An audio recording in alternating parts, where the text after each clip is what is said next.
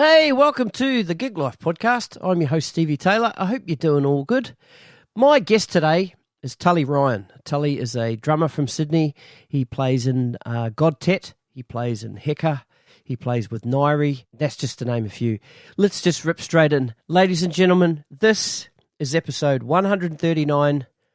Tully Ryan, here we go.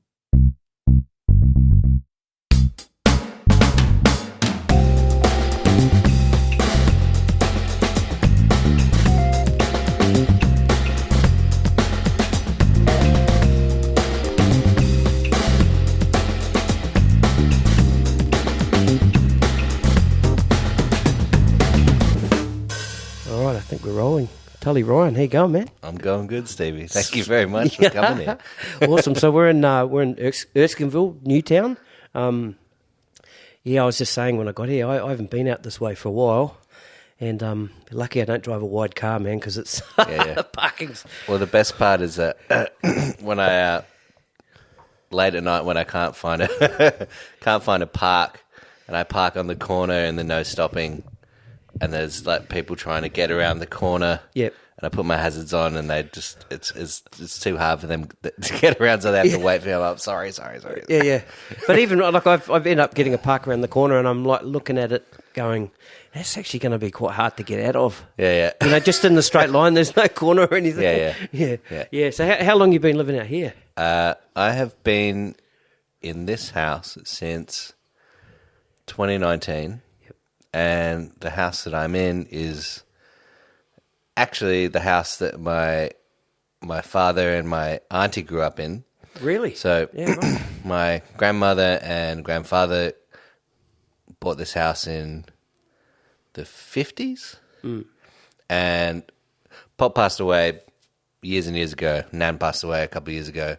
But I got out of my joint I was just living on Alice Street, just down the road. And then I was looking for a place, and then Dad was doing renos here. He was like, "Hey, Nan's living here by herself. Do you want to just look after Nan and just pay board to me?" Yeah. And I was like, "Yeah, awesome. That sounds good. Spend the last couple of years with Nan." Yeah, that's cool. Here, and then COVID happens. Yeah, okay. So it kind of worked out really well, right? Like in terms of having a place and being like, living with Nan during COVID and all this stuff. And so yeah, it was like June 2019, I think, is when I moved in here. And did she? Excuse me for asking, but did she pass away during COVID? No, it was after. It was after. Yeah. Okay, it was the back end of it. So because that would have been not tough. That would have been not so COVID tough. related. No. I'm not saying it's COVID related. Yeah. During the whole lockdown sort of time. Yeah. So she was quite old. Yeah. And it was just me and her. It was awesome.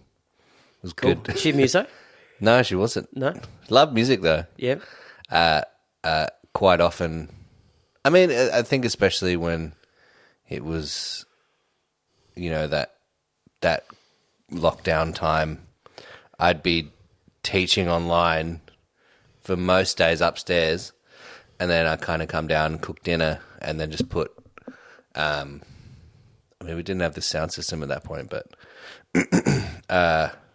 I just had like a UE boom, cook dinner, and just play like hits from the 40s and 50s, like a lot of, and then Nan would be sitting here waiting for dinner and be like, love music, yeah. Awesome. Big Sinatra fan, massive Sinatra. And so was my grandfather as well. Right, that's cool.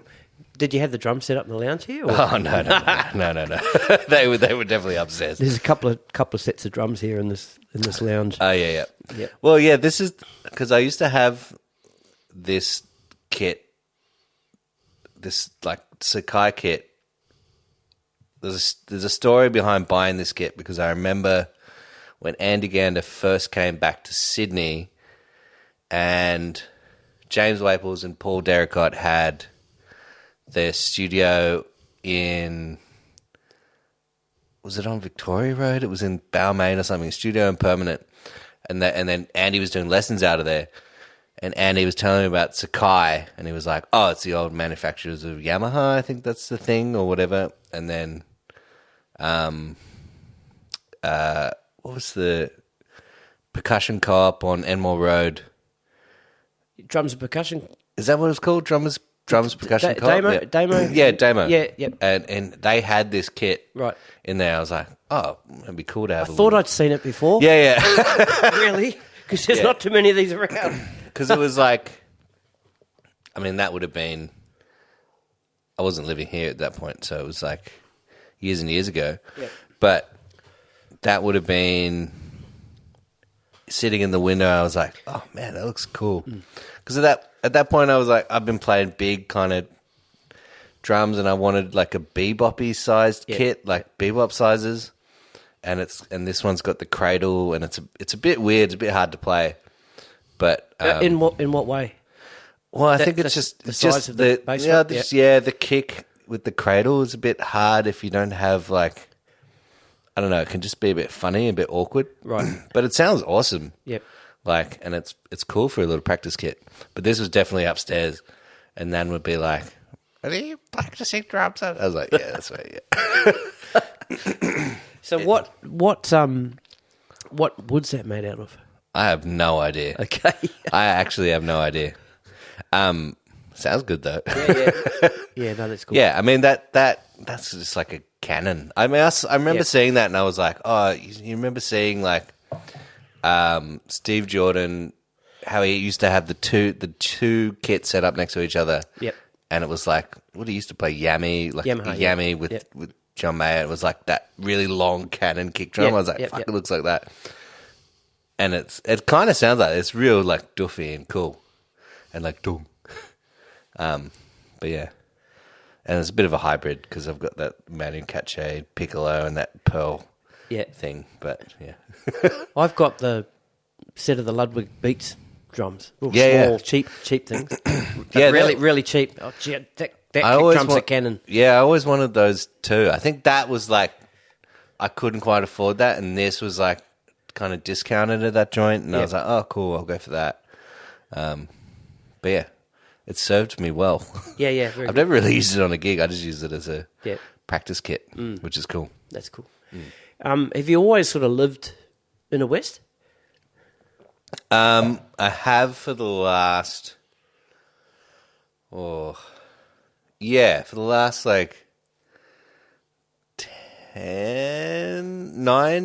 years. In this kind of, actually 8 years, I guess. Like Newtown for like the last 7 or 8. And I was in Redfern before that, and in Glebe for a tiny bit before that. And then like I grew up in Homebush. Okay. That's where my folks... Born and raised in Homebush. Yeah. Okay. And that's where my folks live there. And yeah, it's just close and local and good for everything, I think. Yep. And especially Urco now is like, you know. What do you call it? Urco. Urco, yeah. That's, cool. I haven't heard that before. Yeah. And I mean, I think this is the first time I've ever lived in a place that, I mean, obviously my nan and pop grew up in this, you know, raised my dad and my auntie in this place. But everyone knew my nan and my pop as well. So it's like the first place I've lived in where it's like actually getting to know the neighbours. Yeah, right. Even when people move in, like people move in next door, it's just like, it's very like, you know, not just like next door and the next door, it's like across the street, and like I've got friends on the street, and it's cool. It's community, Yeah, it's community. It's like the first time ever I felt that. It's like, whoa, it's pretty wild. Yeah. Because I've just lived in share houses, and it's like, you know, we just hang out in the house, and it's like, cool. Yeah, gotcha. And then you do your thing. But so you said Nan and Pop were, like, everybody knew them. What did they do? What was their jobs, and what were they in the community? My pop was he worked at a factory, like, I think it was a carpenter. And he, so actually, that chair you're sitting on, actually, he made that chair, yeah. Oh, wow. And all the chairs in the kitchen, the kitchen, he made those as well. Yep. I'm pretty sure he made this too. And he would have hand turned all the legs up in an old type lathe. Yeah, absolutely. Yep. That's cool, man. And my nan I'm not really sure. Apart from, she used to work at the Bolo in Urco, back in the day. Yep. But yeah, everyone knows Helen and Bill. Yeah, that's cool. Yeah. Very good. Now, before we're going to roll it right back. Before we do that, what's a day in the life of Tully Ryan at the moment? At the moment, it's pretty chill. I'm actually trying to play more drums as I've got a bit more time at home before I go away again. Because this year's been pretty consistently busy with going overseas and then coming back and then doing stuff in between and then going back and rah. And then I'm also just trying to say yes to a bunch of stuff because I like to fill up my time with a bunch of different things, you know. Yep. Like regular things that I've done before and then things that pop up, I'm like, oh yeah, I reckon that'd be cool to do. Plus, it'd be nice to make a bit of money as well. And then doing this kind of teaching thing, which is not really teaching, but it's like sitting in with student bands. Yep. And yeah, but I'm trying to at the moment now I've got a bit of time before I go away. I'm trying to get back into the practice routine, which I haven't done in a while. Okay. And I think that's it's a hard zone to get into when you get back from a bunch of touring and stuff and all you want to do is sit on the couch. Yeah. I sat on the couch and watched that David Beckham doco yesterday. Did you? It's quite good, isn't it? Yeah, it's really good. And I was like, man, I want to play drums as good as Beckham can kick the ground ball. Yeah. That's cool. That's a good drive. Yeah. It's fun. Yeah, well, it's funny too because it's you think that's quote unquote a waste of time. But then you see it, it's like, oh fuck, it's actually kind of inspiring. It's just it's funny how sport and art kind of coexist in a funny way. Regardless of how cheesy some of the bits in the doco are or whatever, I think it's all the principles are there, and it's just the drive and the motivation for that shit is it's real. Yeah. Even when he's I think it's when he goes to LA and the LA Galaxy thing, and then he's just he's just who are these guys? Yeah, that's it. Yeah, and I was like, oh, and then he's just oh, no, it's and actually... he's still striving to be great, and then he goes away, doesn't he? He goes away. Where did he go to Inter? Milan. Inter Milan, yeah. Yeah, and then he comes back, and it's he was there for 6 months, and then he's just and then he starts to kind of develop a relationship within the, even though they're not at his level or not familiar, like Man U or whatever. I think that's really beautiful and cool and that thing. And I was like, fuck, why am I so into this Beckham doco? But it was I was born in 91, and I remember actually I was talking to Brendan Clark, who played bass last night with us, me and Dave, and he was just filling in for Yanni. But it was he was like, man, I fucking remember when Beckham shaved his head and everyone wanted to shave their head at school. I was like, man, I think I did that because it's just the influence of that. It's crazy. Yeah. And I was like, oh yeah, I guess it was parallel, that his stardom was parallel to my life. Yeah. Even though I wasn't actively aware of it, I think it was just what the hell? I think there's millions of people with absolutely. I was just I'm pretty sure I had a Man U polo when I was a kid. Yeah. I played soccer when I was a kid. Yeah.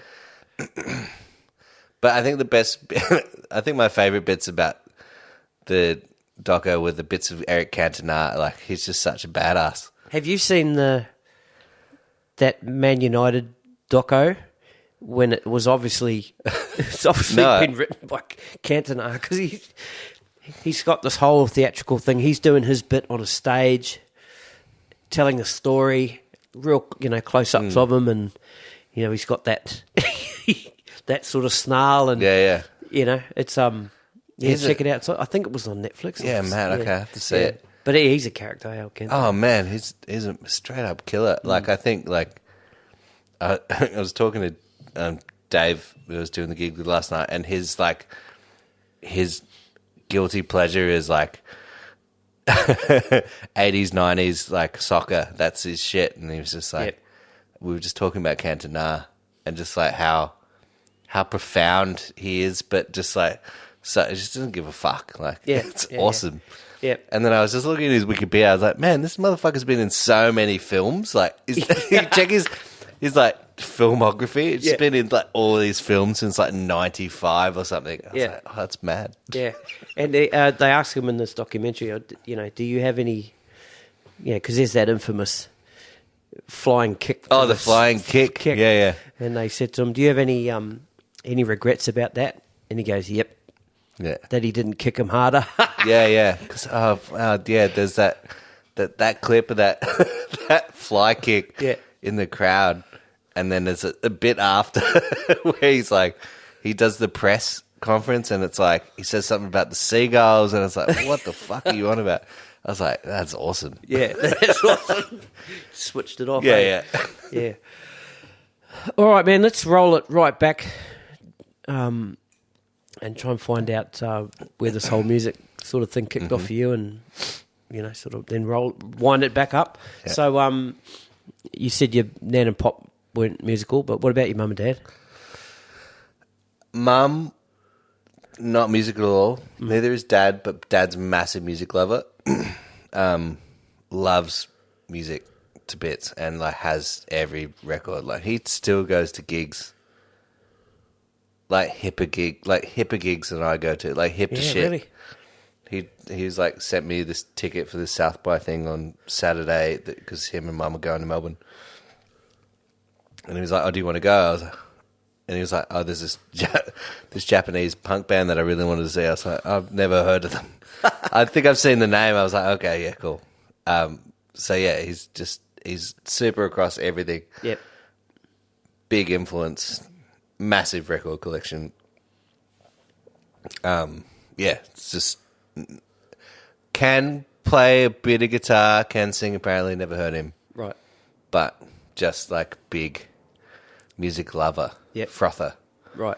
Yeah. So obviously music playing around the house all the time. So when was that time that you started really digging it, and what was it? Do you remember what the music was? The more I think about it now, I think it was because my dad grew up here in Erskenville, and my mum's from Lismore, and all her family's up there. So every year we'd spend maybe about a month up at Christmas time driving up to Lismore. And back then the drive was fucking 13 hours or something, 14 because, me and I've got an older sister and, we were kids, so stop more. Yep. It's not like it is now. You can piss it in 9, maybe 8.5. But I used to have outside of the Walkman that I'd have, Dad had always been playing music in the car. And I think those long trips really, the Walkman especially, I was listening to a bunch of stuff, heaps of Beatles, heaps of Stones, heaps of Led Zeppelin, and then other kind of shit that I wasn't really hip to or didn't really understand up until later on in life. I was like, I don't really get it. And what do you mean? Because it was progressive or fusion-y? Yeah. Okay. Yeah. Right. I think, to, shit I understood I understood Dark Side of the Moon. I understood Wish You Were Here, but shit Animals or Metal, those kind of Pink Floyd records, I didn't really fuck with until maybe I'm not even joking. Like 4 years ago, it's like I go back and listen. I'm like, oh, okay, yeah, right, I get it. You know, Yeah. I get the thing. Yeah. But yeah, super extensive record collection. Always stuff. And he still sends me stuff to this day. Yeah. And I'm like, oh, this is cool, you know. Yeah. He was here yesterday and we were talking about this Zambian rock band called Witch. Which is sick. Really cool. That's awesome. Yeah. So was it always drums? Well, I started playing guitar before I played drums. Okay. And it was, so I was 14. 14? Yeah, 14 when I started playing guitar. I took lessons on Concord Road in Concord. And there was a music shop there. And I can't remember the name of my guitar teacher. But he was a really cool dude. And at that point, I was like really into like metal and hardcore and kind of grunge and all this shit. And I kind of took lessons with that dude for about, I can't even remember. And I was like, I think maybe Dad was like, there's a drum kit in the shed that was we inherited this drum kit from a family friend, Rod Gilchrist, who passed away, and my sister had picked up drums in high school, and kind of played for a bit. And I was like, oh yeah, true, maybe I'll give it a shot. And then it was like, I was doing both guitar lessons and drum lessons at the same time. And my first drum teacher was Ross Ferraro in Concord at that music school. And I was like, I think I like this heaps better. Yeah. There's something about about it being I don't know, maybe it was just how I was feeling at that point in time, and I was angsty, and I was like, fucking just bash. It's a little bit more primal, eh? Yeah. Well, it's just it's primal, it's personal. Yeah. It feels good when you get it right. And I liked the ritual of going to the shed and doing that and practicing that, playing along to AC/DC records and Led Zeppelin and all this other shit and for hours, and then, up until the point where the neighbours started complaining. Yep. And then I had to get the rubber pads, and then they even started complaining then, and then it was like, oh, okay, yeah. But that was my thing, because I didn't really go.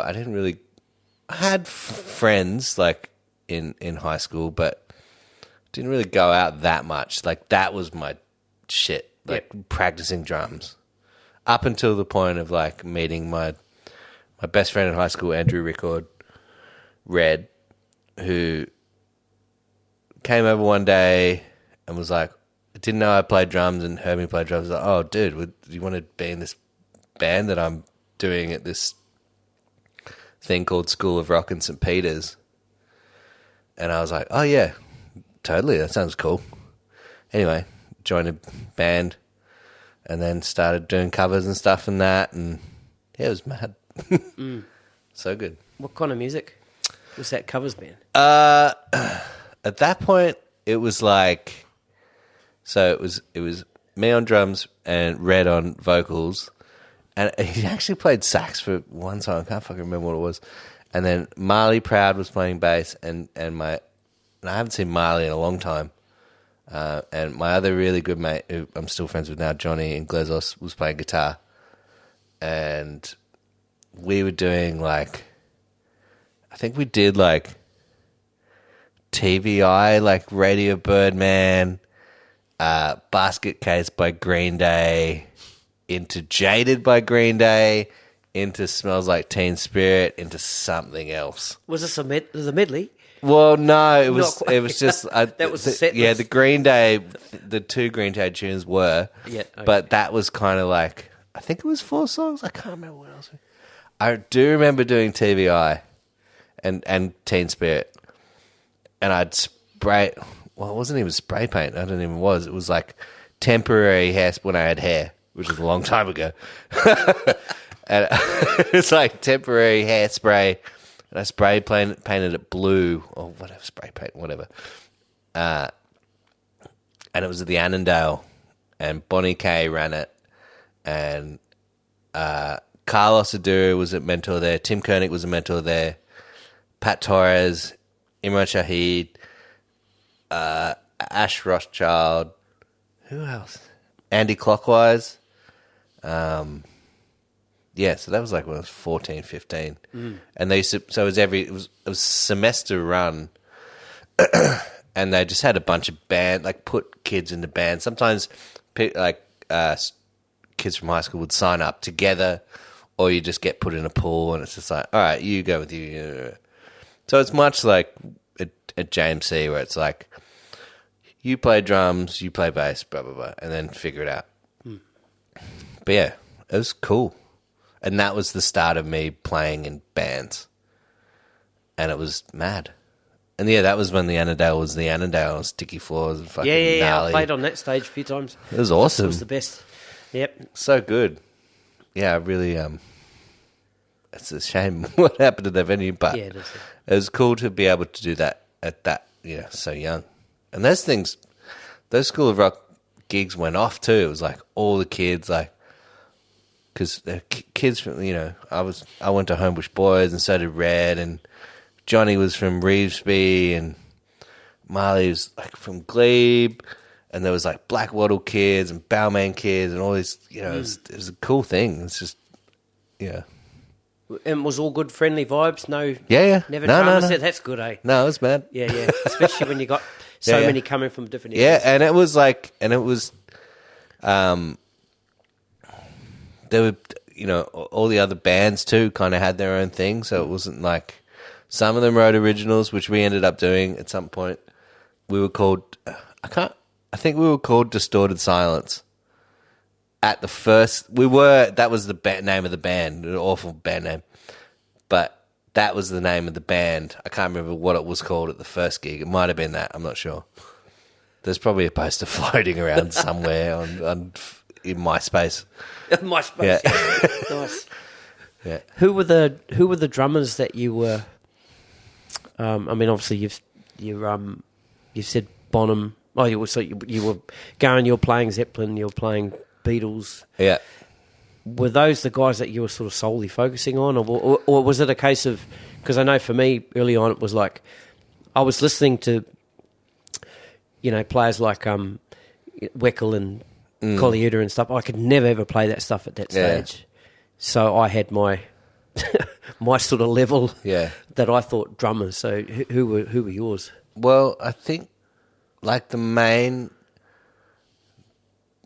dude for me was Lucius Borich. Like that was like I wanted to be him. Yeah, okay. When I was like 15 and I heard Cog and I'd seen them, I was like, I want to be that guy. Like I want to be that guy. Have you met him? Have you told him that? Yeah. Well, when he had that studio in Botany. Yep. And he was here doing a bunch of lessons. I had maybe about 3 lessons with him. Cool. I don't know if I told him that. I probably fucking wouldn't tell him that. But like that was like like New Normal and those Just Visiting EPs. Like that was my shit. Like. And he was an amalgamation of so many different drummers that I also really loved. But I think having Lucius be be from fucking Bondi and like have, that facility as well as like just be a gnarly, like really left field band. Yeah. Like, I don't think I've ever heard a band that sounds like Cog did, And like that, I still put that record on every now and then. And it was like, and I still remember everything about that record. Like, I used to play that note for note, like, on like, not the drum kit that he had because I didn't have a fucking DW, but it was like I just like get all the bits and pieces, like a fucking tiny little rototom in the shed, and put it like hang it on something and be like, oh yeah, it's kind of like a Audi Lucius kit. Yeah.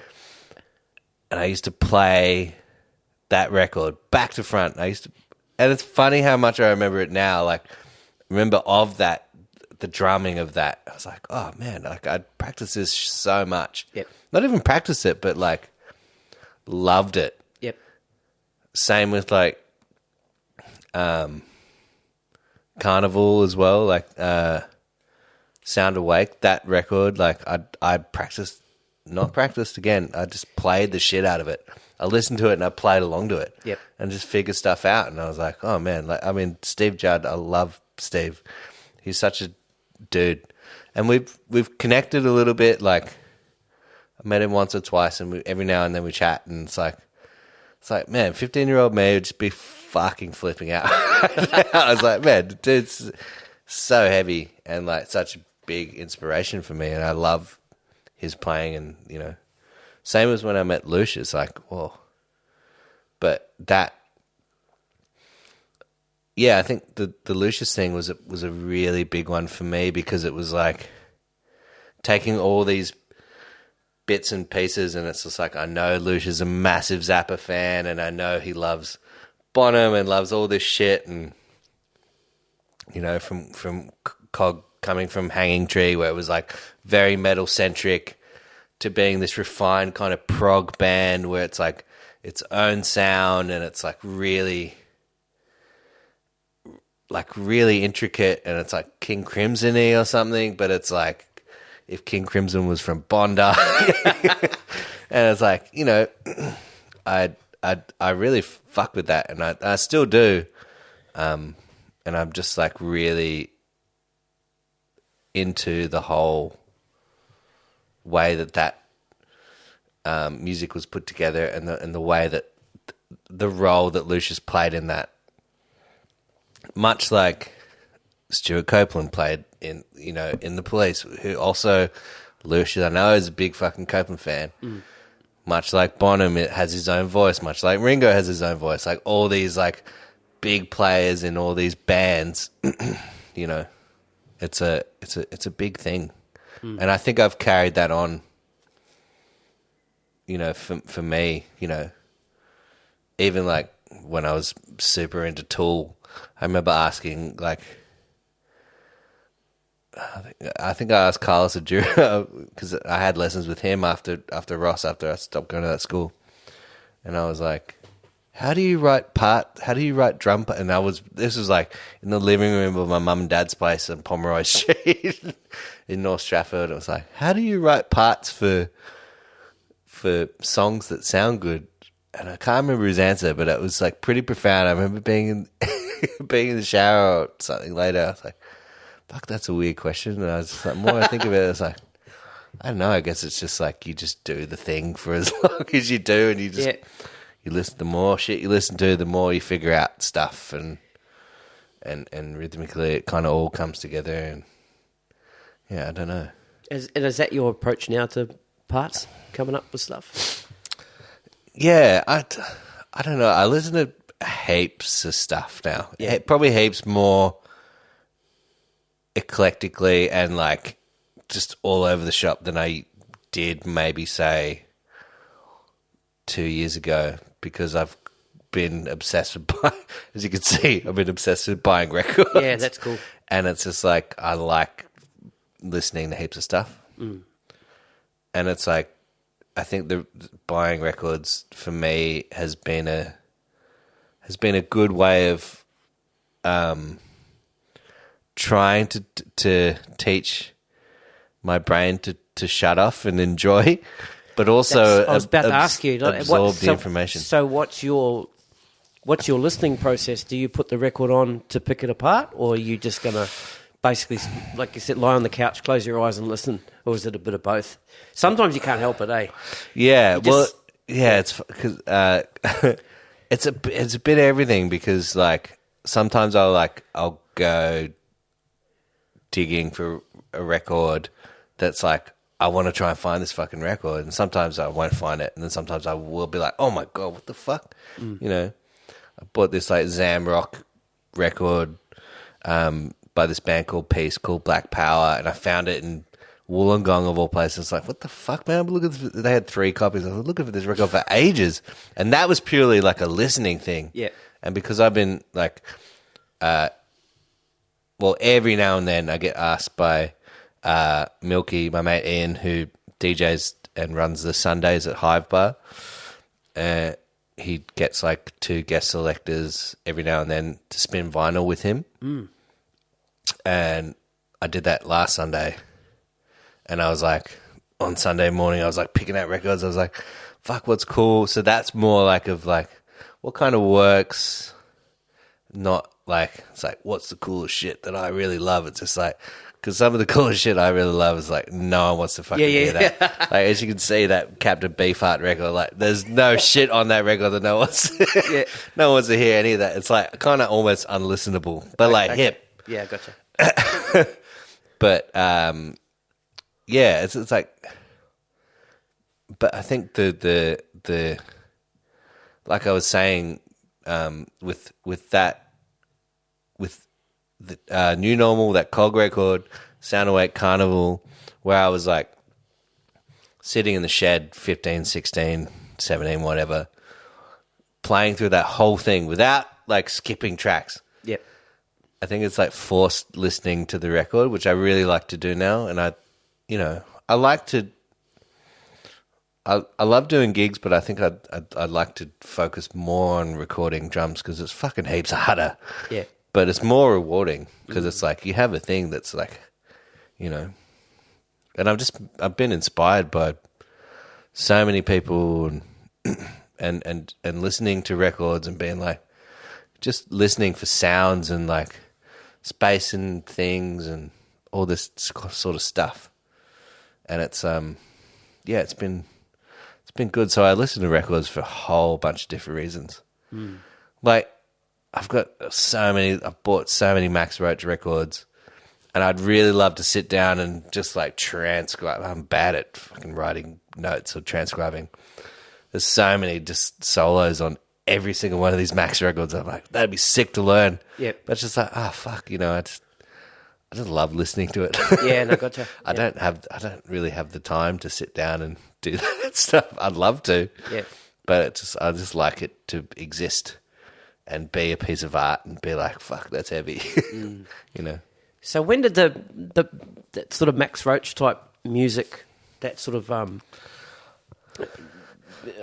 that kind of jazz, when did that sort of come into your man? It didn't really fully come into my. It didn't come into my. It was kind of on the peripherals, I guess. Like, but I was kind of blindsided by. I love pretty much like I said, like I was like a rock dude. I fucking love rock and I love heavy metal and I love hardcore, and that was my shit up until like I kind of went to uni and I was like, oh, I actually think I just love the drums. Yeah. I love all this music. I love music and I love drums, but I was like, oh, if I really want to make a run with this shit, it's just like, fuck, I need to learn some more stuff. Yeah. So I just listened to heaps of stuff. I mean, like I always did, but it's like the more I kind of listened to stuff and with an open mind, I was like, oh, okay, whoa, there's really lots of shit and everything, and yeah, it wasn't until I kind of went to uni. I studied at JMC right out of high school. I did it for 3 years, and my year was just so great. Like, we just had good people in it, and everyone was super keen. Well, good players. Yeah, good players and good teachers. Yeah. Yep. Good teachers. It was just like super chill, super small, and everyone was like super love. It was a super tight knit group. By the end of first year, it got even smaller too, because like anything with higher education, people go like, "Fuck this!" What am I doing here? Do this. Yeah. So that was a thing, and I was very lucky to go to JMC at that point in time and have that year. I still kind of play with and hang out with now, and it's still my very, very dear friends. And it's good. So, talk to me a little bit about JMC. What kind of school is it? Is it a jazz based sort of? No. So when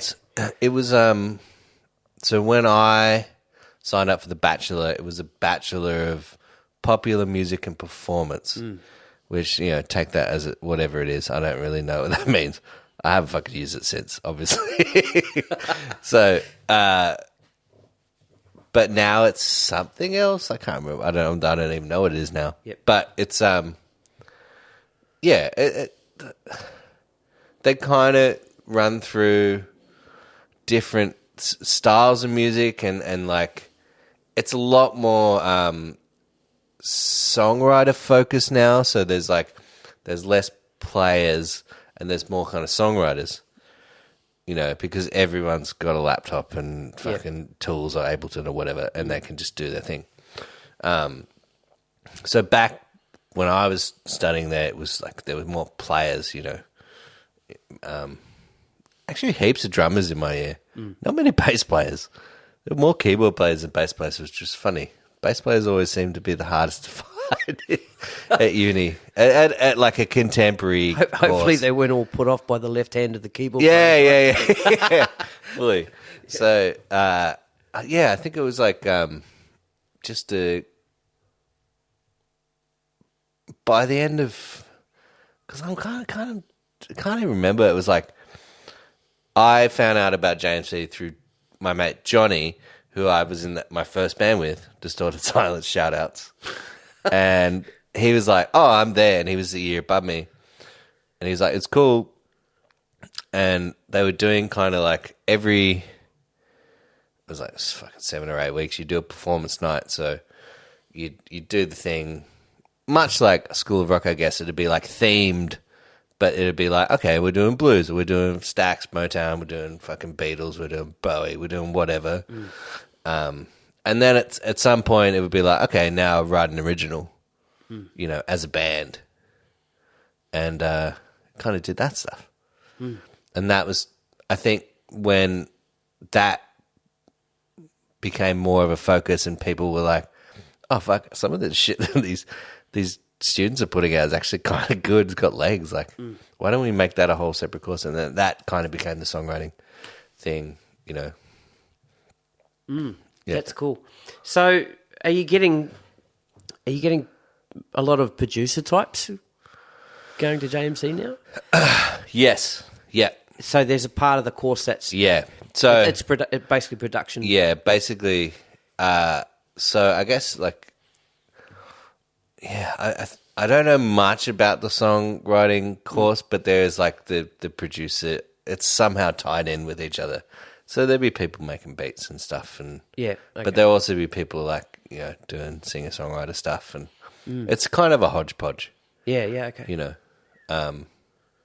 And it's still, I think it sounds like that would appeal to so many people. Oh man, yeah. Instead of going the likes of the con, where it's it's that con's got its thing, right? Yeah. I mean, I think at JMC, much like AIM or any of the other kind of places like that, have appealed to a mass. Yep. Kind of a really broad kind of net of people. We got people coming from the mountains. We got people coming from Wollongong, Central Coast, and that's kind of always been a thing. And still to now, got people coming from the area, like the West and all that and stuff. So it's like, well, tell us about the guy you were telling me about before from Brazil. Oh yeah, That's Pedro. Pedro.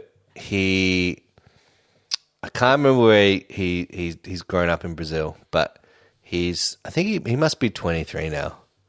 Anyway, when he came to JMC, he was already a pretty competent dude and like had some stuff, and I had a couple lessons with him, and I was like, oh man, like, okay, cool. And I showed him some stuff, and he's kind of into the same things that I'm into. He's like throwing like Richard Spaven out there. I'm like, I know about Richard Spaven. I'm like, okay, I know exactly like And it's cool when they throw buzzwords out. It's like, I know exactly what you need, what you want to know, and what your kind of vibe is.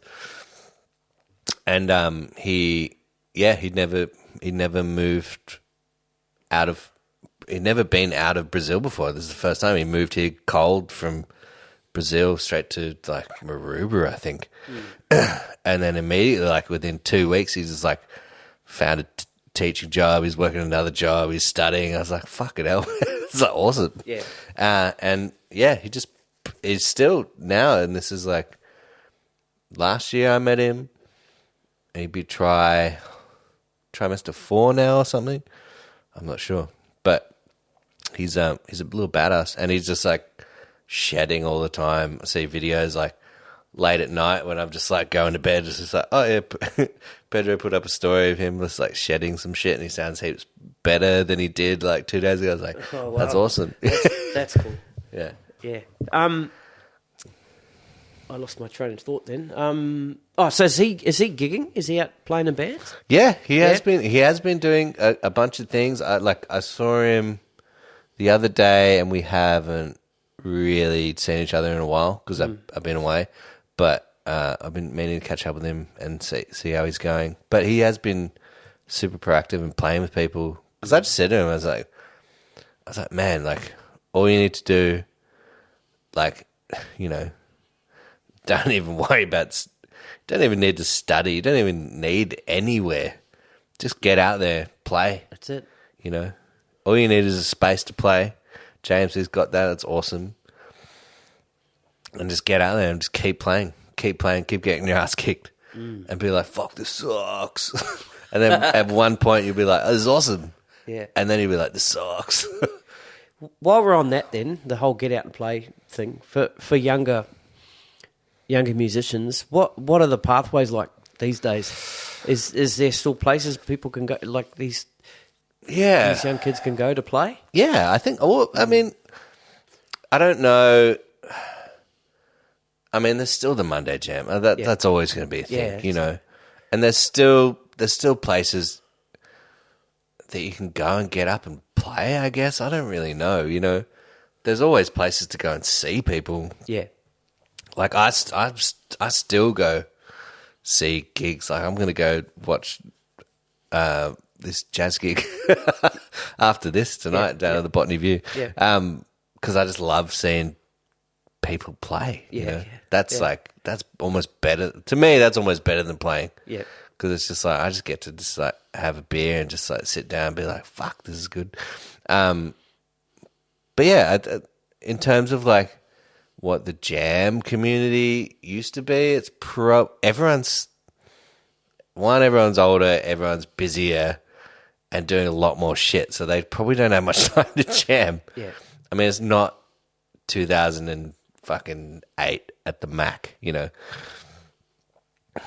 which was like the primordial hub of I remember everyone, you know. Yeah, and I came late to that party, you know, like when it was dying in the ass, like, you know, it was cool. Like Abe was still in town and you know, Anita, like Alpha Mama, and that was fucking awesome. Like, I wish that existed now for people to be like, oh, music could be so sick, like live music, and the scene is so alive. Because I think that the misconception with the scene is like people that don't live in Sydney, they're like, oh, it's dead, man. It's just like, it's not. People have fucking worked so hard to get their asses kicked, like, to doing heaps of shit to, like, stay afloat. But, yeah, that's just not that hub anymore. Mm-hmm. And I don't know when there will be. You know, it's hard because no one lives in fucking Surrey Hills anymore. Everyone's, like, scattered. So it's not the same. But there are places to get up and play. It's just go there and meet people and be like, you know, I mean, if Pedro or any one of my students or people that I hung out with came to a gig, I'd be like, man, you want to play? Like, it's like, that'd be cool, you know. I think that's a thing. You kind of have to be a little bit more proactive with getting out there, which is harder to do. But yeah. When you're at when you were studying, obviously you were saying before that, you're still good friends with a lot of people in that year. From that, during that time, were you forming bands and going out and playing? Creating your own, setting your own gigs out? Or were you playing with other people? Or? Yeah, it was definitely more covers and RSLs and weddings and stuff, It wasn't until like 23, 24, I started doing original stuff. I was like, oh, fuck, you can make money off this and you can tour. Like I did my first tour when I was 23, 24. I can't remember. I'm 32 now. But yeah. Yeah, it was like heaps of weddings, heaps of cover gigs. Like I was, this dude, Ray, who lived out in Blacktown, this Burmese guy, and Jess, who I went to uni with, were doing covers, like doing fucking, South Juniors. Yep. Yeah, in the main room. Yep. And I was playing electronic drum kit, doing La Vida Loca and ABBA and From This Moment, which I look back and I was like, fuck, that's so dorby. But I was like, it's sick though. I mean, I listened to those songs and I was like, man, those songs are so good. And I just was like, well, this is so lame. Took it for granted. Yeah, that's it. Yeah. Yeah. All right, so let's talk about your foray into original music. Yeah. Can I wee first? Of course you can. I'm going to wee. You're all right, man. All good.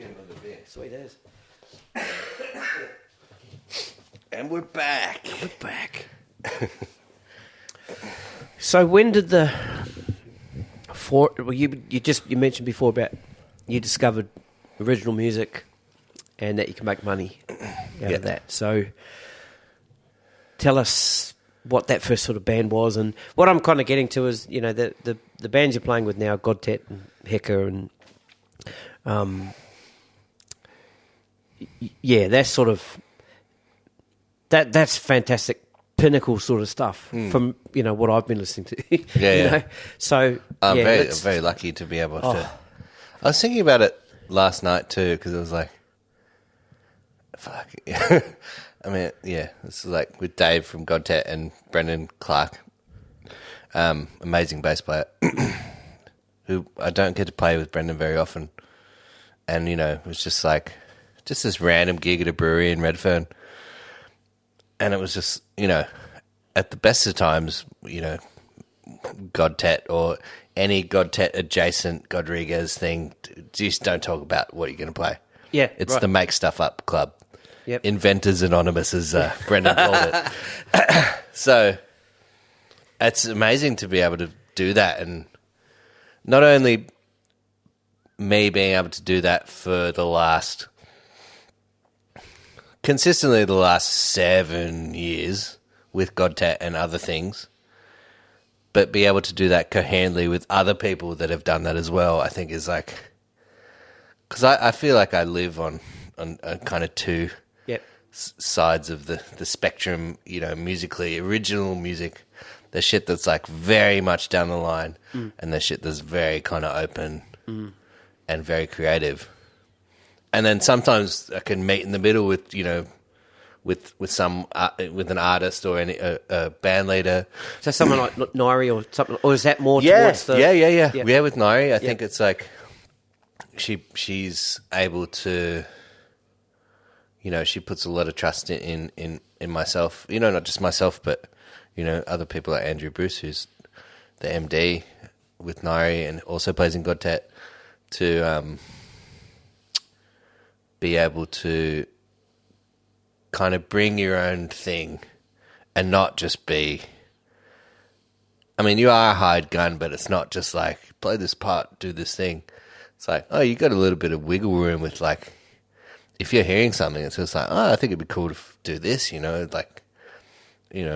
I think that's awesome. But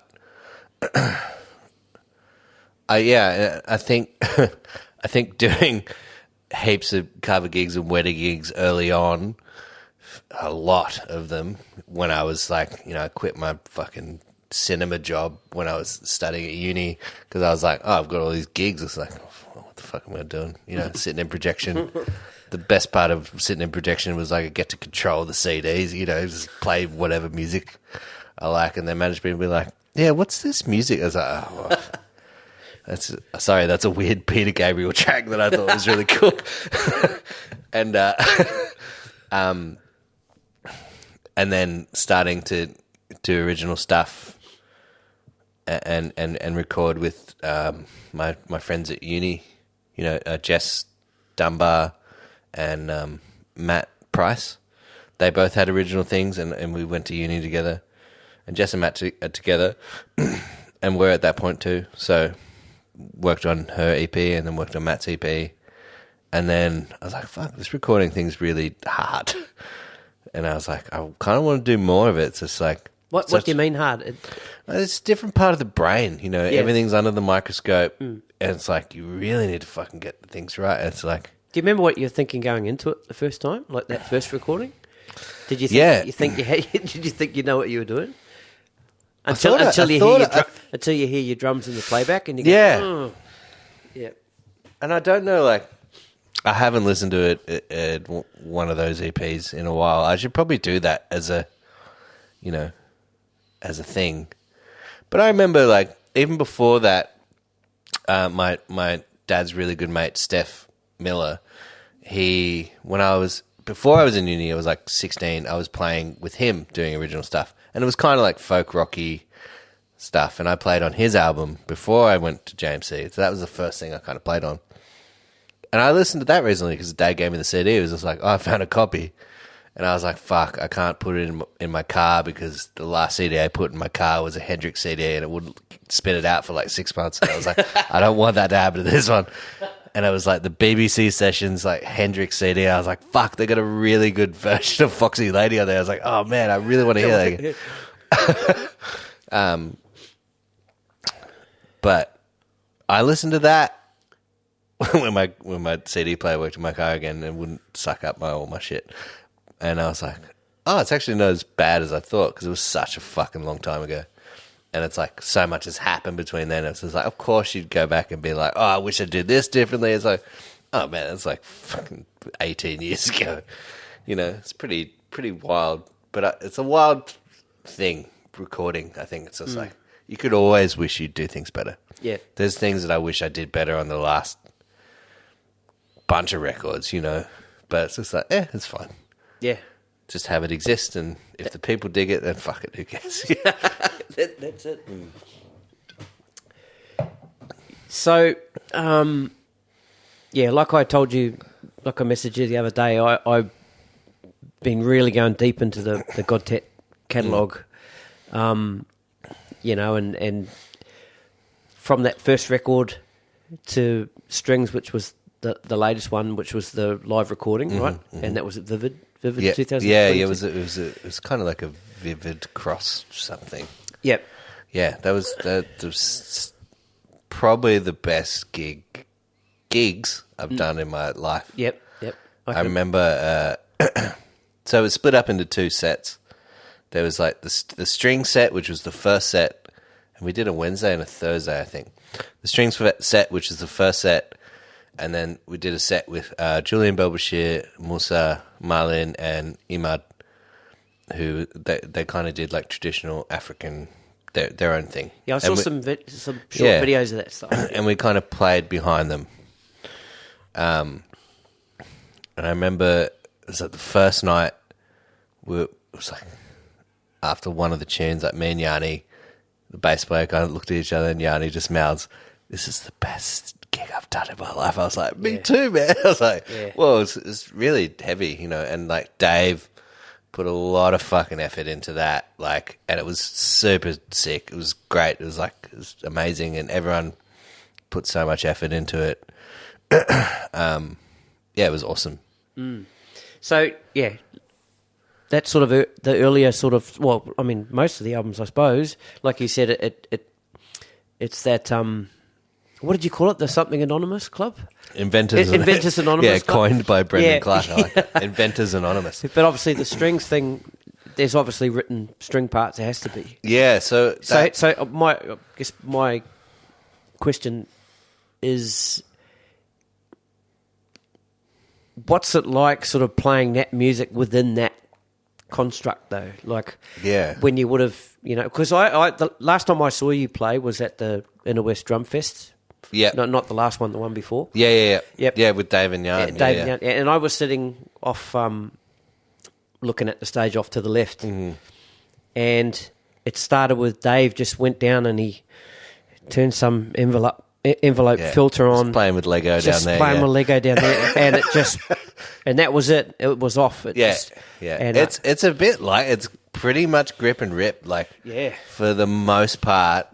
Even last night, playing with Brendan. Brendan's never improvised with me and Dave in that context before, and it was like, Brendan's a motherfucker, so he knows what he's doing, and he's a great improviser too. Like so it was like cool. It was so different to like Yanni, obviously, or like anyone, But again, like I've got so much improvisational confidence from Godtet because, like, one, we've made a bunch of records where it's just like we'll go in and we'll jam like 45-minute increments over 2 days, and there's like 12 hours of shit, and at least more than half of it's fucking garbage. Like, so what you're hearing the best bits of like 2 days of shit,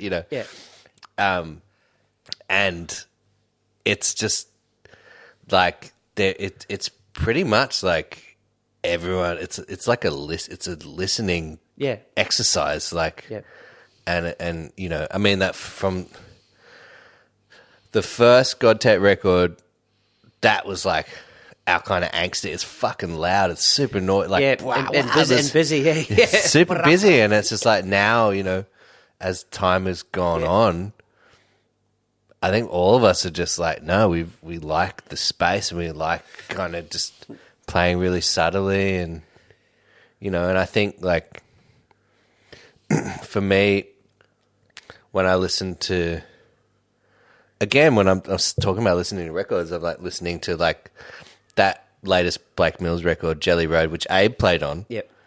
And it's just and like Pino, right? Pino played. Yeah, Pino played on it, and it's like, apart from that, like Abe has been such a big inspiration for me for such a long time, and continues to be. Like, continually just fucking blows my mind, and it's like, it's awesome, his musicality and the shit, the weight of knowledge that he has, and to be able to just play something so subtle and make a record out of it. Even that the confidence to make mistakes, that drum album that he did. Yep. Amazing. Yep. And that kind of thing, it just really inspires me now. It's just like, and it has for ages. It's like, that's why it's like the two sides of things. I think it's like, I really love playing like dumb, Beatlesy, like,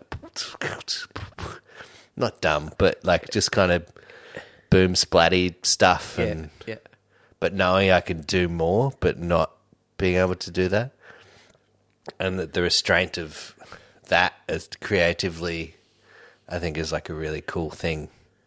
But the whole process of like improvising with Godtet, or even with like Adam Ventura and Pliner at a Lazy Bones late set, it's like, it's the knowing that you can go somewhere, but then like not, but he's kind of holding on to it until a certain point, because it's like, it can so fucking easily go there and just stay there, and then you can just like be like, fuck it, I'm tired. And it's just, it's cool, like, and I wish more people had projects that they were able to do that stuff, because there's so much to be said for not talking about music and just doing it. Just doing it, yeah. Yeah, it's like it's pretty amazing. It's like I think now, well, I haven't had students in a while, but the last couple of students I've had at JMC, and you know, that being said, they've kind of been really fresh, and some cannot really play. And I was like, oh god, okay. And I just say, look, just sit down and just play whatever. I'm like, I don't say play a beat. I just like just play, and that can be like so freeing as well, and like such a creative process. It's like it's a thing. Just well, I'll go back to my original question in a minute, but you're just talking about that sort of the boom splashy type beat stuff, and then me, I've still got my head in the Godtet thing, and then you've also mentioned your days playing along to Led Zeppelin in the shed. There's one song I'd have to pull up my phone and have a look. I think it's the album with the whiter cover with is it the pink or the orange? Is it 2? Is it Number 2? Or would it be 1? It was 1. It is 1, and it's sort of spacey to start off, and then you come in with so Bonham, and the sounds Bonham, you know. Is it 3? Is it that one? Yeah, 3. Yeah, first track.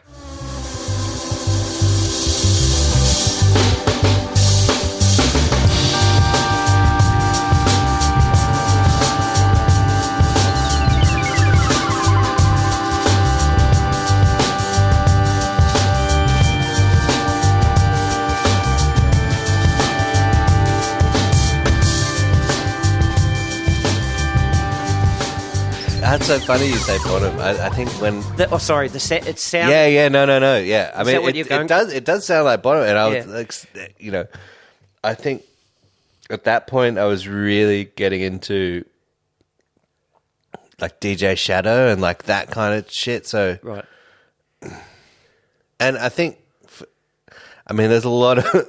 It's quite different now. I mean, yeah, the Godtet 3. That's like quite different to how we improvise now.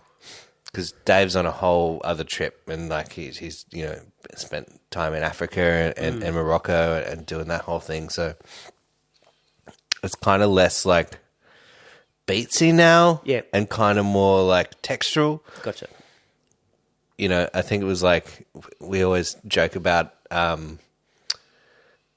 Godtet when we kind of play that loud, backbeaty, obnoxious shit. We're just like, oh, that's the lazy bone sound, because we did this residency where it was like, that's kind of all we did. Yeah. We did the month, and it was like, oh, that's the Godtet lazy bone set, where it's just like, oh, backbeat. And then, and now we're just like, we're in a textural sensitive stage. Yeah. So going back to my earlier, where I was going to with the strings performance, you know, obviously Dave had written out the parts for the strings players. No, that was Novak Manojlovic. Oh, sorry. Okay. Yeah, okay. So from Hekka, yeah. Okay, so yeah, those parts were written out. So when you did that performance, how was it struck? I mean, you say it's an improvised thing. How was that structured? Were those songs, did they have to be within a structure, or was it a case of, you know, giving the string sections a bit of a nod because it? Yeah, so that was not, the African set was probably more improvised than that, because it was like, it was Novak had composed string parts for the quartet. Yeah, quartet.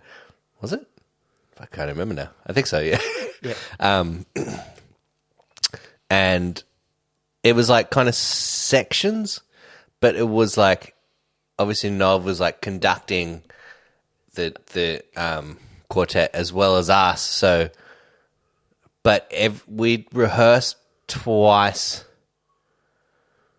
kind of the sections, but not like kind of come up with ideas. Right. It was more like, here's the fucking tempo, like come up with the groove. Okay. And luckily me and Yanni have played together long enough that we kind of know what we'll do. You know, we've kind of developed our own little language that yep. it's like we can interlock and figure it out. So there'll be like key moments where it'll be like, oh, you know, now the band drops out and Novak will be like, okay, shut the fuck up. Or like, it'll be like just drums and percussion or something, you know. So it was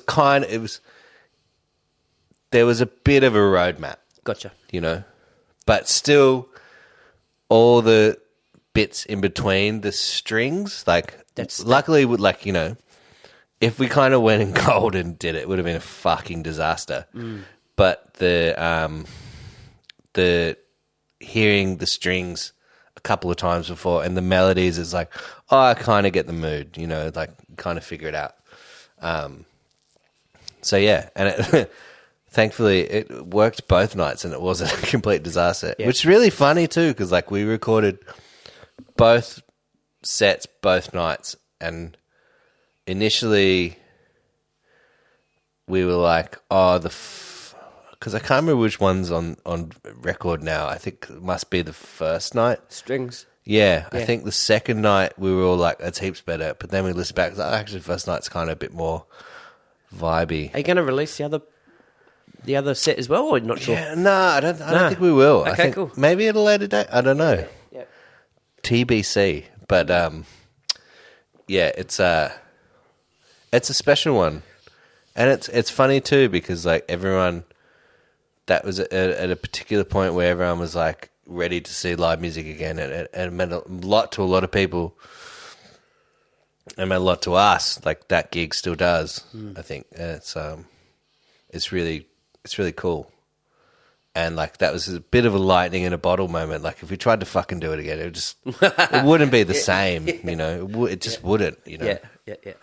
There was so much surrounding that, I think.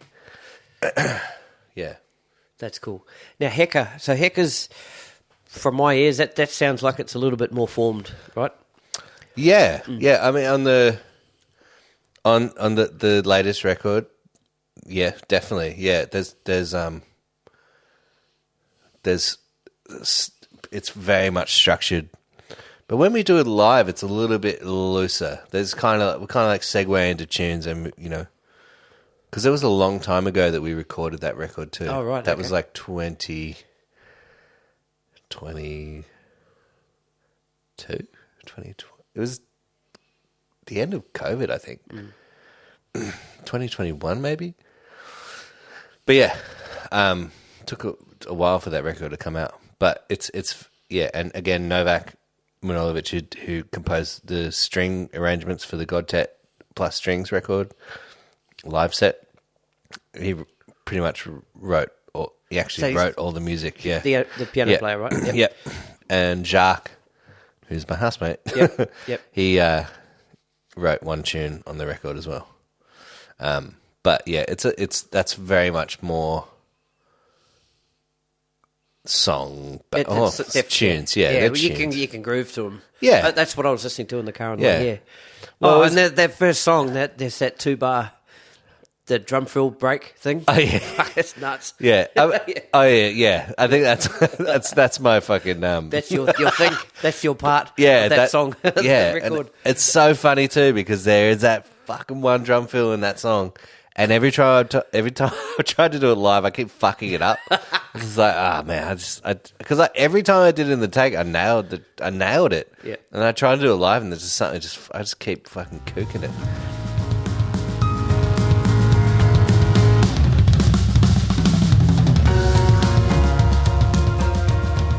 But it's funny too, because like now we're going back to talking about that time where I asked Carlos when I was 15. How do you fucking write drum parts and tunes?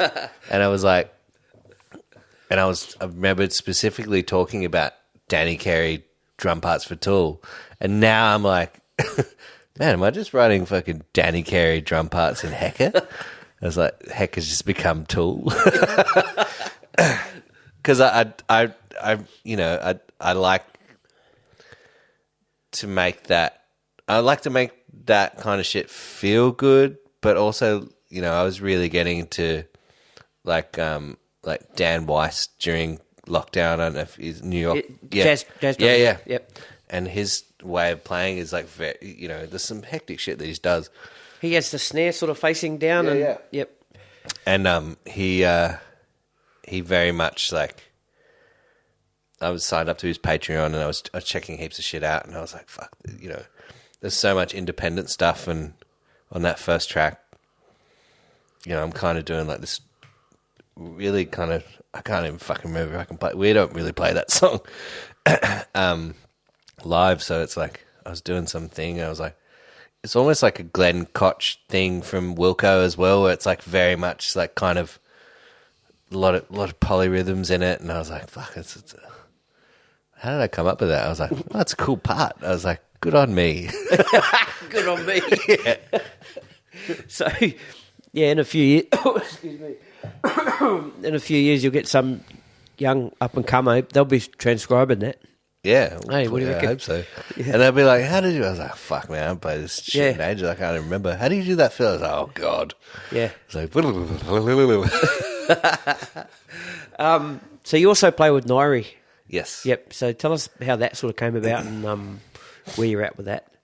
Well, I've kind of been like Ngaiirie adjacent for a long time because my really good friend Andrew Bruce used to play with Ngaiirie for a long time, and Cut who now lives in Hobart, was singing with Ngaiirie, and then it was like I can't remember. I remember talking to Ngaiirie about this. I was like, when did I start playing in the band, and when did I meet you? I can't even remember.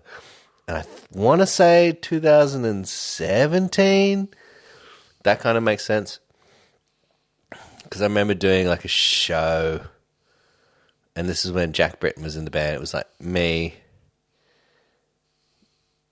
Jack, Ngaiirie, Cut Billy. And I was like, yeah, I had like one or two rehearsals before, and it was a lot of fucking work. Because I was a fan of Ngaiirie before then, like a big fan. Like Lamentations, I smashed that record. I rinsed it. I was like, fuck yeah. I'd seen Ngaiirie before, and like I knew that the the legacy of drummers that had gone through that band. It's like, Ross used to play, Ross Ferraro. It's like Evan Manel, Terapi, like Pies. I was like, oh man, okay. I was like, oh, cool, I'm actually doing it. I was just like, oh fuck, this heaps of work. And it's like it's intricate music too, because the parts are, again, because there's so much freedom, but there's like specific bits. I was like, oh fuck, and there's a lot to it. And I was like, oh, okay. So, yeah. And then from then on, I'm pretty sure it was 2017. I've been part of that project since. And it's been amazing. And yeah, me and Brucey have been doing stuff with Ngaiirie recently, and kind of, workshopping stuff and writing a little bit, which has been heaps of fun. Because we've never done that with Ngaiirie before. Yeah, we've just played tunes. Because you're telling me you haven't played on the recordings. Tunes that have just been, written and exist. So it's really fun, and I think that's it's also just fun to do that. Yeah. So her previously recorded stuff. So who's playing drums on those? So Is that the guys you would like, Evan? Yeah. So on Terapi? Lamentations, which is the 3 records ago.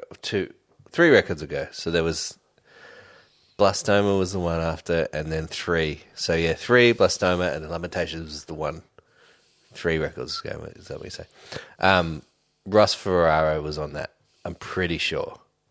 Maybe Evan as well. I can't remember. But and then everything else has just been programmed. Okay. So Blastoma, there was programmed drums. The Jack programmed Paul Mac, and 3 again programmed drums.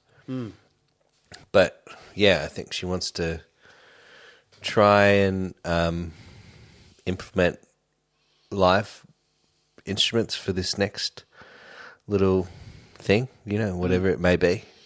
And I'm all about that. I think it'd be cool. So when you're playing that stuff live, you program drums. Is it? Are you adding electronics to your drum kit?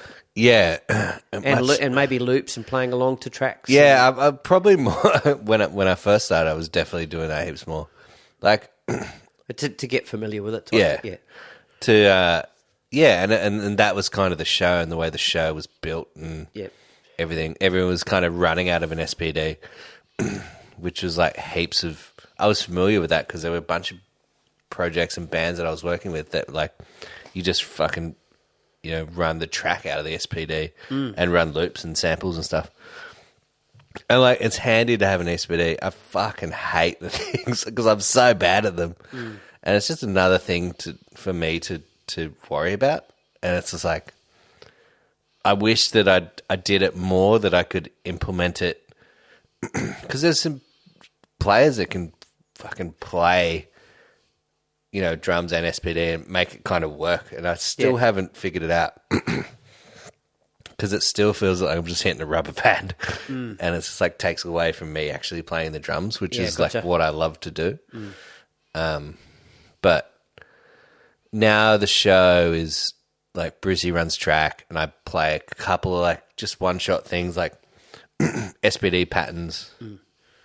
But yeah, it's always just hard, I think, like monitoring wise, when you're kind of going from like this thing that's like to like bah, bah, bah, bah. Yeah, it just feels weird. Yeah, and I haven't quite felt.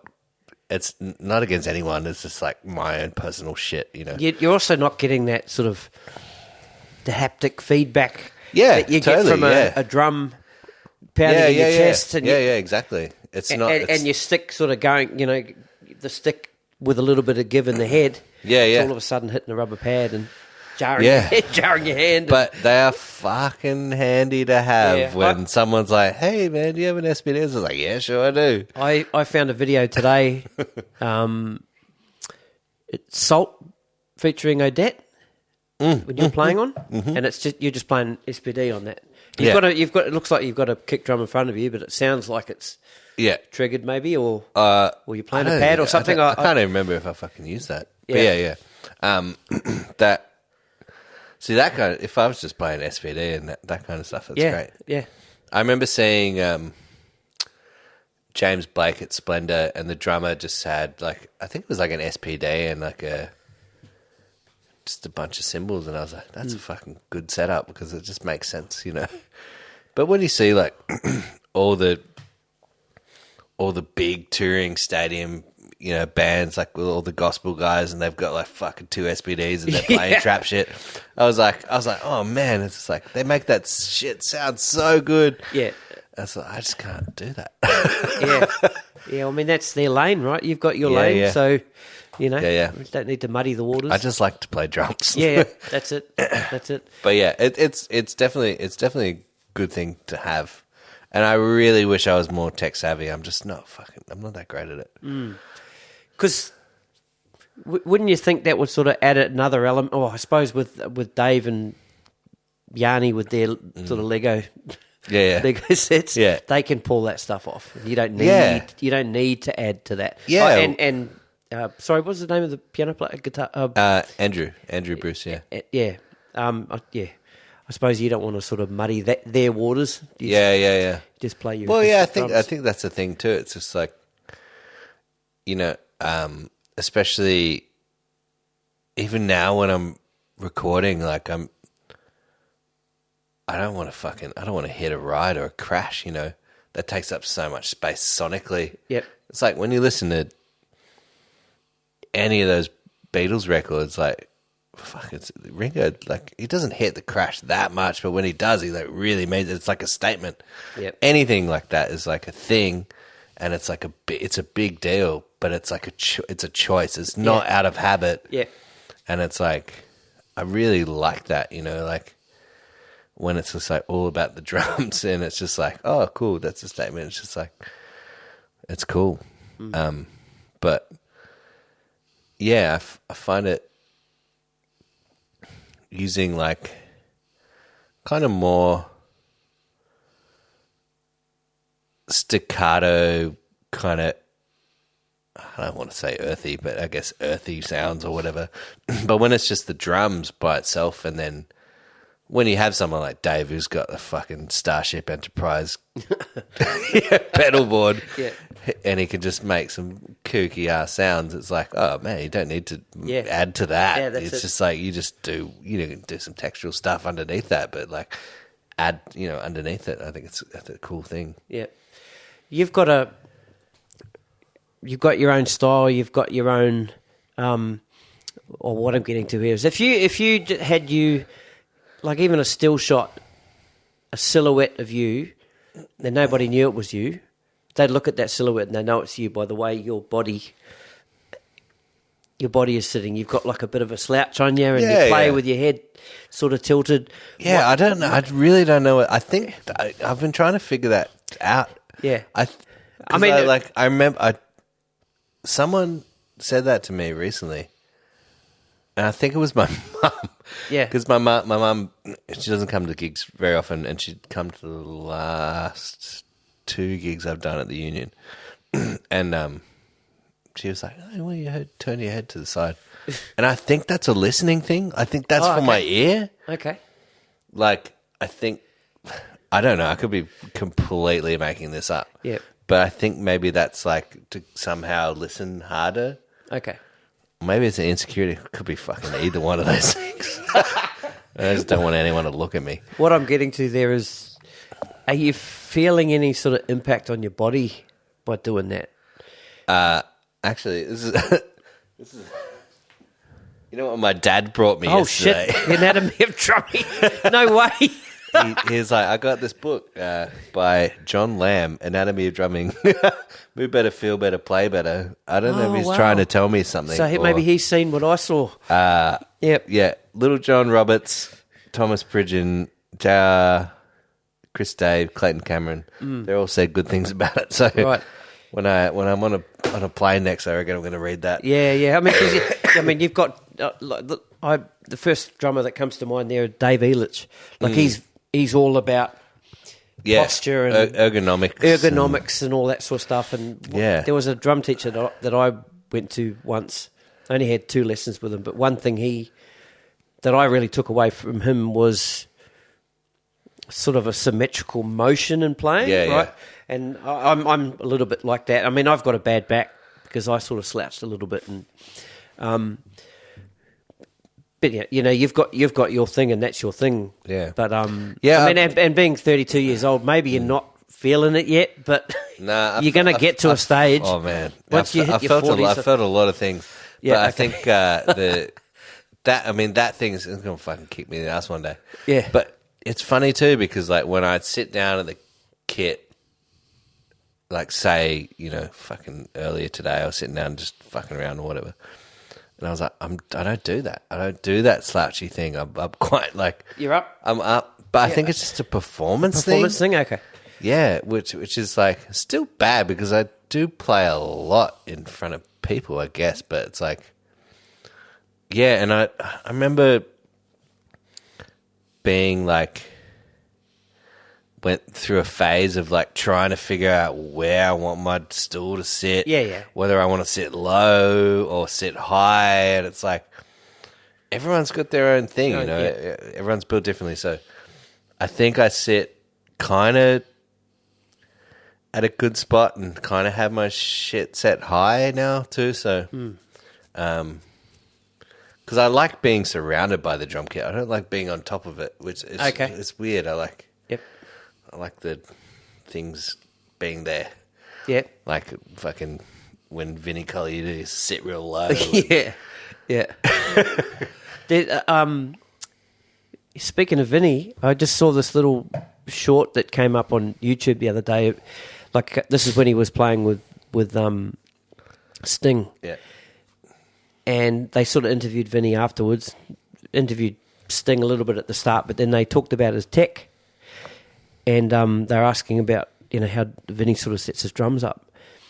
And Vinny likes his drums where he can just sort of throw an arm sort of out to the side, tuck his elbows in and Yeah, it's interesting, isn't it? Yeah. I mean, that's always a thing. You never want to... I can't remember who else was saying that, but you never want to overextend. You kind of want everything to be at arm's length. Yeah, so you can sort of throw it out. I mean, that's... I remember, again, when I was, like, obsessed with Lucius, I used to set my kit up like him. Yeah. Everything, like, fucking... The angles. Yep. Symbols, That high. was me with Weckle. Yeah, yeah. I had the Weckle, I had the stack. Yeah. The ride high. Yeah, yeah. You know, The high ride. Yeah, and yeah. then... And the floor tom on the left, which I'd never ever and used. Then the funny thing is like when I went and had a lesson with Lush, he'd set up completely changed. Everything was super flat. How'd you handle that? How'd you get through that? Well, I was like, yeah, what? I asked him about it. I was like, yeah, what? Because I was like, man, I used to fucking set everything like you used to, like in the new normal days. It was like, man, I can't set my cymbals up above my ears anymore because of the frequency from underneath that you get. So he sets them below his ears. Right. I was like, oh, that's the thing. That's so yeah, interesting. My cymbals are getting lower and lower these days. Yeah, yep. Which is good. But yeah, I only really rock a hi-hat and a ride now. That's it. That's cool. Yeah. Yeah, very good. You talked about you've been going overseas a bit. What's that for? So this year I went to America with Ngaiirie for like 22 days.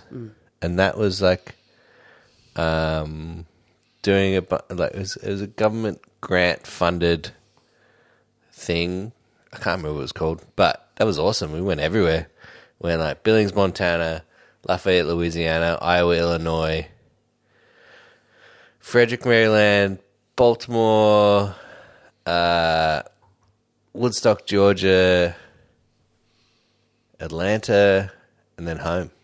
And we were doing theatre shows and did a bunch of workshops, like one on a reservation in Crow Country in Billings, and did like 3 high school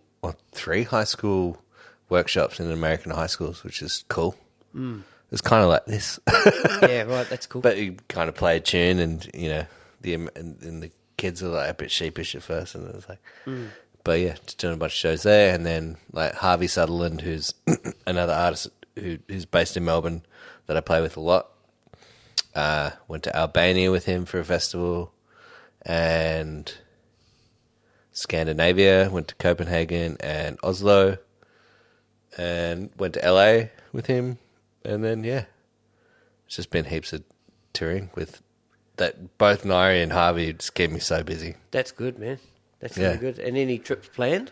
Yeah. So there is this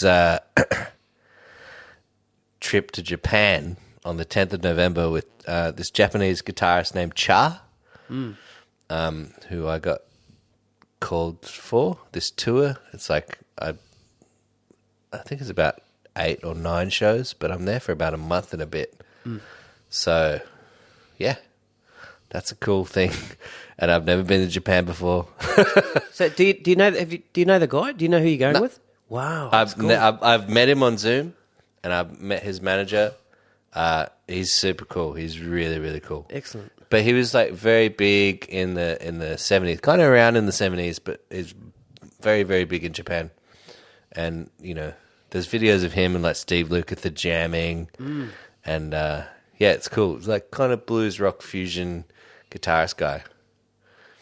So yeah, Japan, that's the thing. That's rad. Yeah. Have there been gigs that you've turned down that you've had to turn down that you kind of regret that you did because you're doing something else, or? Yeah. There's. Yeah. You don't have to name the artist. Yeah. Okay. Yeah. For this Japan trip, I had to turn down something, which is a bummer because it would have been fun because my friends are on it. I was like, oh, damn. But that's just the thing. That's the way it is, eh? Yeah, and it's like, this is like, I think with the international thing, it's been lucky. Like, I've gone to places, I don't think I'll ever go back to Albania, you know. Yeah. Not because I didn't like it. It's just like, where the fuck will I go Why would there? you go back there? Yeah, why would I go back there? Yeah. But it's just like, I've never been in Japan, and like there's a bunch of time off between shows. I know a bunch of people that are going to be in Japan. It's going to be cool. My friend lives in Tokyo. So it's like, oh man, it's like an experience of a lifetime to do this. Like, you know, and it's funny too, because I think I've been in and out of the country for like not long periods of time, apart from that Ngaiirie trip earlier in the year, but you lose the sense of routine, and when you come back, you're just like, fuck, what am I doing? And then you kind of go like, oh man, I'd just love to have my teaching job back and just hang around the area. And it's just like, oh, actually, no, it's like, it's cool. You know, because you get to see shit. Like, my favorite thing to do is when I go overseas is just like get to the hotel, drop my shit down, and just go for a walk. I just walk for like, I don't know, until I find a bar. And I sit there by myself, have a beer, and then just like keep walking. And it's just like, even just like random shit, random boring shit. I was like, oh, this is cool. I'm in another place, you know. Do you get offered sort of more commercial artist type gigs that would probably be a good sort of payday, but was not really in your warehouse? Do you know what I mean? Yeah, I wouldn't say like commercial, like. Or maybe the lack of a better word. Yeah, there, you know where I'm going. There's probably there are definitely things that I've been offered where I'm like, oh, it'd be cool, and it would be like a lot of touring for maybe not much money, but it would be a good experience. It all comes down to experience, and every experience is, I don't know. I've had enough experience now to know if it's going to be a shit vibe or not. Yeah, that's so. Cool. If it's good people and it's a good hang, it's going to be a good experience. If it's like I'm a bit like cagey and they're a bit cagey, I'm like, oh, I don't know, it's not going to work. Yeah, but there are certain things that I would love to do. Like, you know, I'd love to be touring 6 months of the year with like a pop thing, or in a band. You would, yeah. Yeah, or in a band or something, and it's just like you just play the same shit for 6 months. That'd be fucking awesome. You know, me and Yanni always talk about, like, we look at like the Tedeschi Trucks band schedule. It's just like, man, this fucking this tour for like 8 months of the year. It's just like, that would be so awesome to do one year of that and be like, okay, I've had enough. Yeah. But like the experience would be incredible, like, you know. But I think at this point, I'm kind of keeping it tight knit in the family, like where it's just like, you know, all the people that I play with now are my, you know, dear friends. Yep. And they you know, I have been for a while, worked with them for a long time, so it's like, and I can rely on them and they rely on me, and it's like, I don't have to like be like, oh, I got to go search for this thing. And if something comes up, like this char thing just ended up happening because, you know, Steve Balby, who's a good friend of mine, I, you know, worked with him and record with him, and his best friend, Justin Stanley, was recording Char's new record and then hit me up. And, you know, I haven't met Justin before. I almost met him in LA. But super lovely dude. So yeah, what's the thing? I've played with Steve Belby. Oh, really? This is my Steve Belby story. Yes. Right? So we played it was like an agency manager. She was dying of lung cancer. So we put on like a fundraiser thing for her out at Campbelltown Catholic Club. Catho. The Catho, yeah. yeah. And so the band that I was in at the time, Endless Summer Beach Party, is like a covers thing, beachy sort of music. And so we played out there. And Steve Belby was a solo act, and he was on before us. And, of course, we had all our gear set up. And anyway, so he's doing one song. And then he just, like, yells out, I need someone to come up, just play bass drum. So I ran up there, jumped on my drum kit, just went for a song. And that was it. That was my Steve Belby jam. So sick. That was cool, man. Steve's the best, man. Yeah. I love that guy. Yeah, he's been very lovely to me. And it's cool. I go out to his place every now and then. He's because I met Steve at JMC because he was working there, and every now and then he's got these little kind of singer-songwriters and bands that he works with, and he's recording stuff and he needs drums, so I just go out to his place and track drums in his little studio, and he's on his little 60s Premiere kit. Yeah, cool. It's sick vibe. That's awesome. Great dude. Fucking beautiful guy. Good stuff. So besides the tour coming up in November and the sort of local gigs you got going on, any recordings coming up? No, not really. Like that's kind of that's it. Like I'll do a bunch of bits and pieces, but nothing really major before I go. That's kind of it, which I'm happy about. Like, and that'll do your year out, right? Yeah. Yep. Come home for Christmas and yeah. Well, I kind of want to. I definitely want to record something next year with Dave down at his place in Coaldale. But that's kind of been on the back foot for a while now. do you have your own? Just on that, do you have your own songs that you've written as a drummer, like based around a group? No, nothing like that. Nah. You know what's funny? The more I was circling back to Abe, like the more I think about that record, Confidence to Make Mistakes, I was like, oh, fuck, you can do something. It's just like, I mean, I know Abe is like, it can play everything and can sing as well. So I was like, He's a pretty mean bass player too. Oh, yeah, absolutely. So it was just like, I was like, fuck, it'd be cool to do something like that.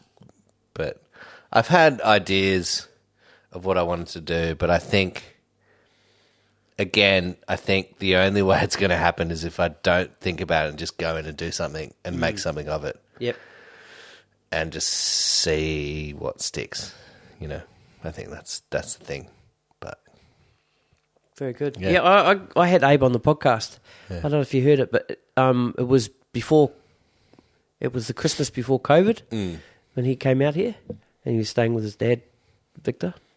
And went out there and had a hang with him. He's awesome, man. Best dude. Yeah. Best dude. Yeah. Always. Yeah. No matter when it is you see him or where it is, he's just the loveliest guy. Yeah, that's cool. Yeah. All right, Tully, man. This has been great, man. I've really enjoyed chatting and talking shit. Thanks, Stevie. It's a legend. It's awesome. Good stuff, bro. I wish you all the best for the rest of the year, and I'll keep my eye on the socials when you've got something playing around, and I'll come out and easy. Sit down, have a beer. Legend. All right, brother. Yeah, thanks, man. Take it easy, man. See ya.